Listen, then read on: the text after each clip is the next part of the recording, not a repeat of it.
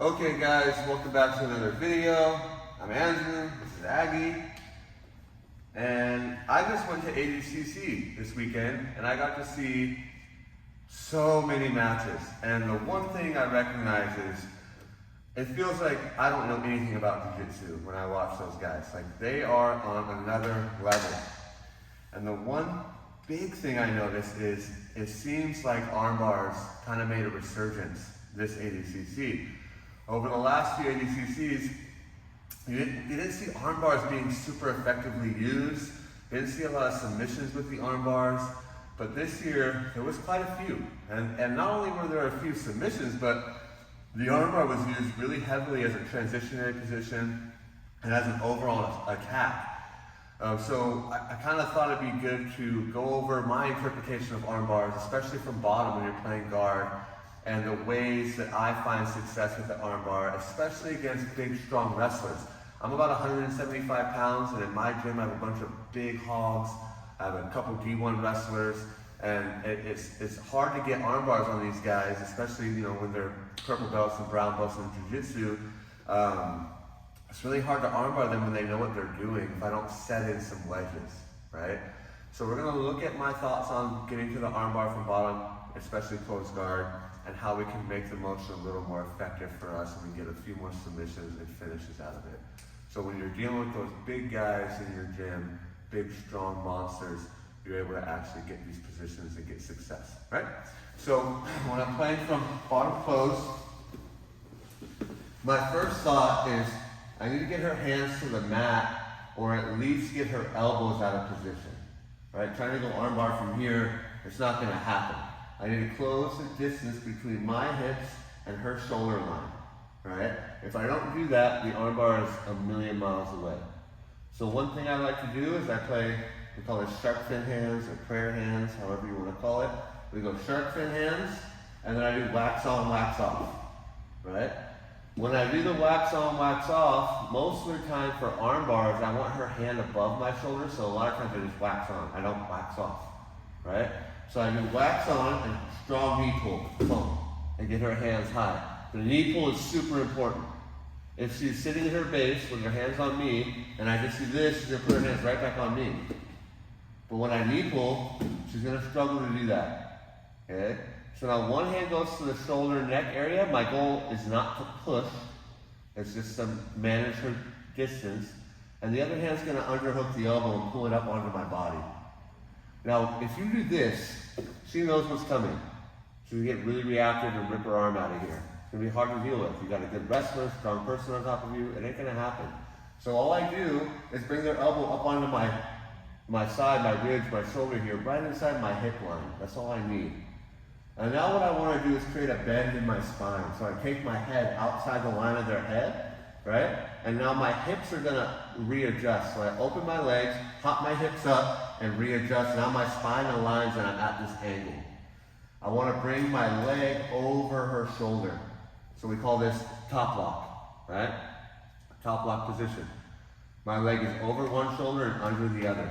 Now once I get here with any of my strong, good guys, I tell them, hey, arm bar coming on your right arm, and they don't have a whole lot of recourse because now I have wedges. Now I've established a position it's very hard to come back from, okay? All of the reactions that she can get into right now, I have counters for it at this point, okay? So again, playing here, I do shark fin hands, wax on, knee pull, underhook the arm, pull it up on top of me, create a little angle, open the legs, I'm gonna hop my hips up. You can either climb, or you can just hop, here, boom. The leg that's over the shoulder goes on the bottom of the lock, okay? And now I'm playing here. The way I'm gonna keep this position with a strong back heel, not pinching my knees.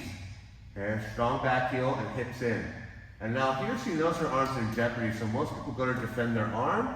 Here, I scoop the leg and pull my ear to her knee, creating extreme perpendicular angle. Okay? Now once I'm here, it's really important that I keep her posture broken. So what I'm gonna do is point both the soles of my feet in the direction of the crown of her head. And now this foot weighs over the top of her head, so if she's trying to posture up, it's very hard because her hips are way over here, her shoulders are way over there, and all of my weight is hanging off the length of the lever of her spine. And because I'm keeping her here and I've developed this extreme perpendicular angle, I don't have to rely on flexibility to beat the head here. Right? All I have to do is take my left knee from right shoulder to left shoulder. I just need to hurdle over the head, which doesn't really actually require flexibility. Once I get here, I'm going to keep both the soles of my feet pointing in the direction of the crown of her head. If they're straight across, you can stack me, bring your head towards my head. So you can really stack me, and nobody wants to be here, right? So watch. I just point the soles of my feet in the direction of the crown of her head, stack me again. Can't.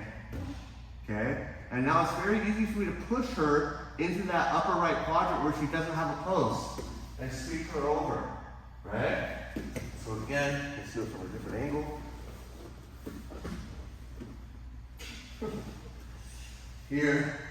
Here, popping my legs up and over. Okay, she's gonna start defending her arm. She's worried, right? I scoop the leg, create this angle. Soles of my feet point in the same direction. My leg hurdles the head. Soles of my feet point in the same direction. And now it's very easy for me to knock her into that quadrant where she doesn't have a post. Take them diagonally. Don't take them straight to the side or straight towards their head. Take them diagonally off their shoulder point, and you'll land here. Once I land here, I usually cross my feet and open my knees wide, which really pins them. And now I'm going to put maximum tension. Keep your arms tight, tight, tight. Maximum tension, and then I punch. Boom. The hand that punches comes straight back to the wrist, and now I can go into my regular breaks, my finishes, and get all of my submissions. So whether or not you're a good wrestler, big, strong guy, mean, decent jiu-jitsu, doesn't matter. Once I get to top lock, it's almost checkmate. Once I scoop the leg, it's done. Match is over. Okay? So one more time. Playing from close guard. I'm putting her hands on the mat. Deep pull. Hand here, scooping or underhooking. Creating a little angle, hips hop over, top lock. Scoop the leg, create extreme perpendicular angle. Soles of my feet point in the same direction, weighing over the top of your head. Hurdle the head here, and then point the soles of my feet in the same direction. Okay, I'm really gonna be chopping down. I'm not gonna be nice here. And now I do a little push and then diagonally into the quadrant she doesn't have a post in, and I cross my feet, put tension, punch, grab, come straight back, and we look for our breaks and our finishes.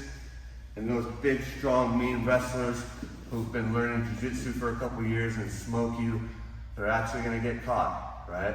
As most of us know, who have those big guys, those strong guys, those wrestler-style people in our gym, who try an armbar from closed guard, they explode out of it, hip in, throw your hips to the side, pass your guard, and then brutalize you. And we don't want that. So if you can get to a staging area, like a top lock, scoop the leg, create that perpendicular angle, even though they're great with their base, they're not gonna have a post. You can finish from your back there as well. I don't like it as much because the gravity kind of, it's not the best, most optimal position for breaking the arm, but you can. But if they stay really tight in their figure four, so easy to sweep from there. They're way out of position. We have all the ability to force them over into that quadrant. Once you get on top, treat the armbar like a pin. Keep them pinned there, open those knees wide, keep them pinned, put maximum tension, look for your separation, get those finishes, get those breaks. I hope this ups your percentage of armbar finishes, especially against those wrestlers, those guys who go out there and just have the hips of a god, right? So yeah, let me know how it goes. Try it out, beat up your friends. Once you get your arms extended though, try not to hurt your friends. Get the arm extended, hold it there, and slowly apply that braking pressure. Yeah, let me know how it goes. Hit that like button if you like the video. Subscribe if you haven't subscribed. You know the deal. Any comments, throw it down in that little section there. Again, I'm Andrew. This is Aggie. We're here at Nexus Jiu-Jitsu in Folsom. Getting it done. And we'll see you in the next one.